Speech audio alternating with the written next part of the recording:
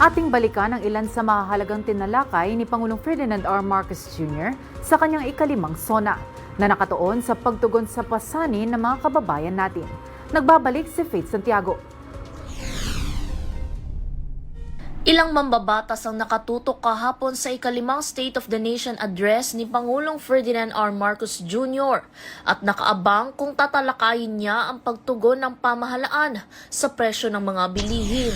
Patuloy pong ma-address po yung problema natin, lalo na sa pagtaas ng presyo ng bilihin at yung pagtaas din ng sahod ng ating mga manggagawa. Dapat ang presyo ibaba, ang sahod itaas, at ipagtanggol yung kabuhayan ng ating mga manggagawa, lalo-lalo na ng mga kababaihan. At sa kanyang talumpati, nasaksihan ng buong Kongreso at sambayan ng Pilipino ang pagsusumikap ng administrasyon para tuldukan ng inflation at magkaroon ng tax reform. Isa na rito ang pag-alis ng singil sa systems laws na aniyay hindi na dapat maging pasanin ng electric consumers. We demand for the immediate amendment of the EPIRA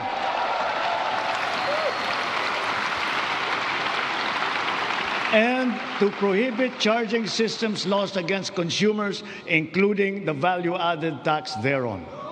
Hinimok din ng Pangulo ang mga mambabatas na ipasa ang panukala na makapagpapalawak pa sa tax exemption sa mga kumikita ng 350,000 pesos pababa kada taon. Layon din patigilin ng Pangulo ang pagpataw ng minimum corporate income tax para sa small business owners. Ipinarating niya din ang pagbibigay ng amnestiya sa ilang mga uri ng buwis.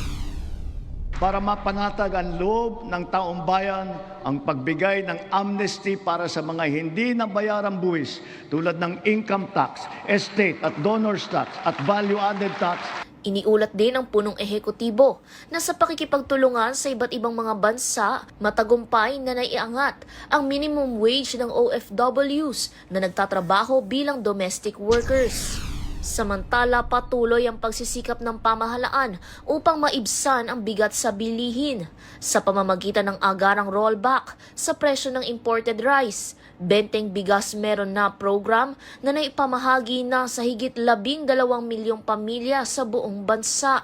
Gayun din ang assistance sa mga benepisyaryo ng 4Ps, walang gutom program, minimum wage earners na miyembro ng SSS at ang mga hindi pa nakatatanggap ng tulong mula sa government assistance programs. Para sa totoong balita sa Bagong Pilipinas, Faith Santiago, Congress News.